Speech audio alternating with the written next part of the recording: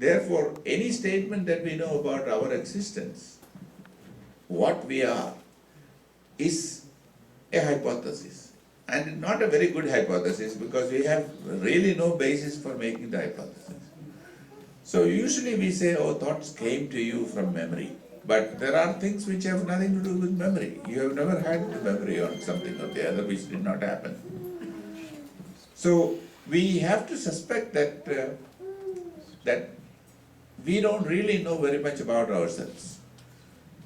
And we ask the question, how do we know that we think these thoughts? Last night I had a long dream. I don't know why it was, but in it I was just wandering around all over the place. This lady was also with me and she was holding behind me because did not want to adventure. And I went across various fields and various other things, and I don't know why I was walking around. And then at some point I looked and then found that there was a big stream flowing below. And I went, and it had no point, it did not end anywhere.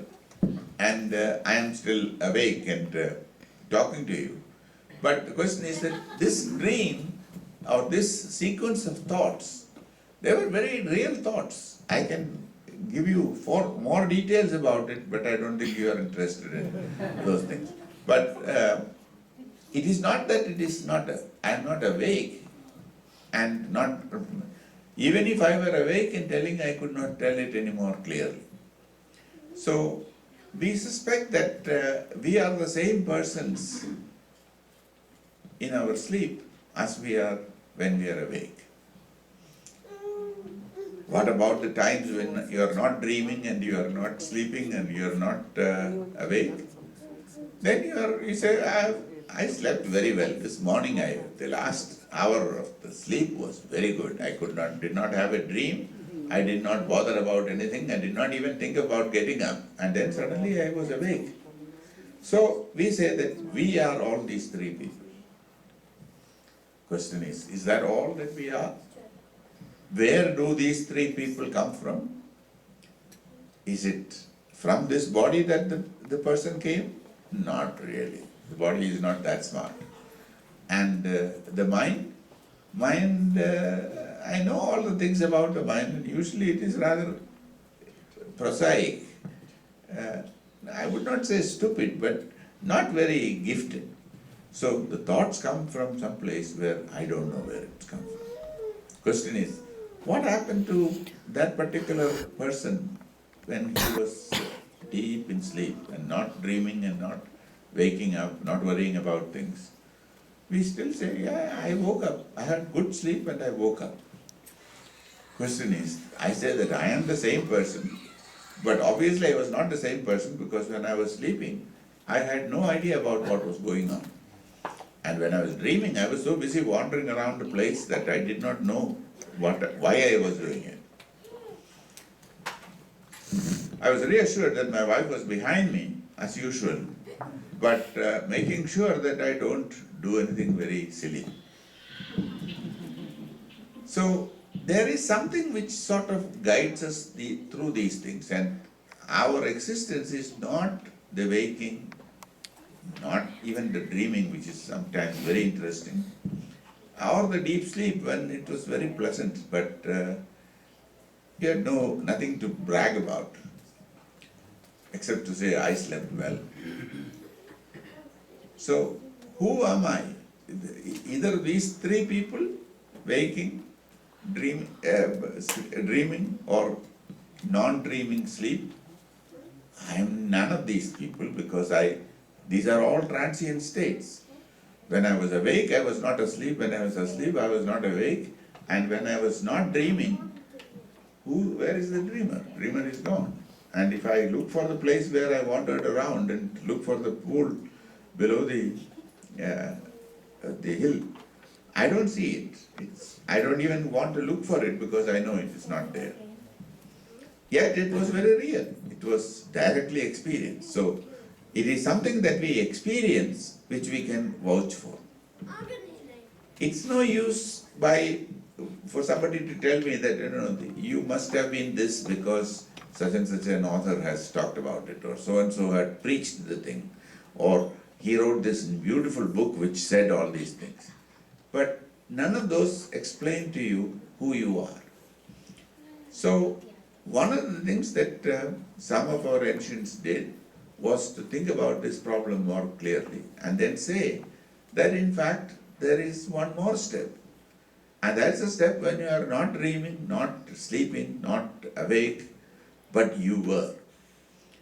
That's very reassuring, because for one thing it means that even when you are not aware of who you are, you are. So there is no fear of death, because death would be simply passing from one form to the other form. There is no fear of rebirth, because you are always alive, so there is no question of being reborn. Yeah, your body would become different, but that's true also after you have taken a shower, you feel different than you were before. So you don't say, well, I don't want to go into bathroom because I will be without clothes and with water all over me and so on. But we say that these are all transient things, these are necessary things that should happen. So the Indian philosophy that I am sort of alluding to is the one which says that in fact you are eternal. But it also means that you cannot take any great credit for your being eternal, or that you're having such nice dreams. It is something that comes to you. It is a gift. It's like the flowers which bloom, and it is nice. Sometimes when the flowers don't bloom and then a few things come up like the bluebonnets these days, you look at those things. When they were all over the place, you said, yeah, bluebonnets. We have seen it, there's no more. And if you wanted to see it better, you can go to Burnett, and that is the place where they are growing much more. But the point is that we are eternal because that part of us which is always there is not subject to all the variations. I don't feel hungry during the night because I get fed during the evening. But there are times when you think you are hungry, but you are not awake. At that time, it does not matter very much whether you feel hungry or not. There is nothing very much you can do about it. Now, if this fourth state of awareness, that is awareness in which you are not aware of anything particular, but you are everywhere, you are everything, and there is no worry, no anxiety, no desire, and yet a sense of deep satisfaction. That is the state in which we ought to be. Question is, how do you get to this one? There are various schemes by means of which people say you can get to this place. There is the standard various schemes of yoga, where it says that if you culture your mind, if you practice certain things, then if you empty your mind of all thoughts, then you will be in peace. The point is to empty the thing. It is very much like emptying your bowels. It is not entirely up to you. It has to decide for itself. So there are some practices which are suggested, yoga practices, which say that if you do this and this and this and this, then gradually you will come to this one. There is no statement saying that do it for 5 weeks and then you will be in that particular state all the time. The Kaivalyapada is really at the point where you are no longer attached to anything. That does not mean that you are not in the world, but it simply means that you are not affected by things as they are, and your happiness does not depend upon what is available to you. I don't know whether you have people in your life who are like that, but I always feel I would like to eat something.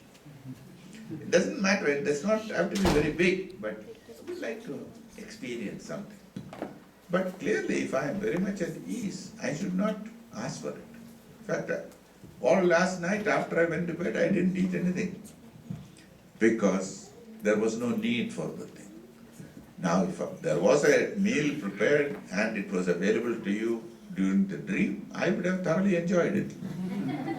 But on the other hand, if you don't get it, also you enjoy it, because in a sense, you don't need the hunger at that particular time. So, we are given rules by means of which we can cultivate that part of us which is practically hidden to us. But we know it exists because it is always very pleasant. And this happens not necessarily when you are asleep, but sometimes when you are awake and in the middle of all the things, suddenly you feel very happy. Why? Because why not? There is no reason why you should be unhappy. So, the idea about this particular state is not only that it is real and it is there, but that if you are there, then life becomes so much more pleasant. Does this mean that you are now no longer able to walk or talk or eat or do things? No. You can do all the things, but nevertheless, you can be in this particular state.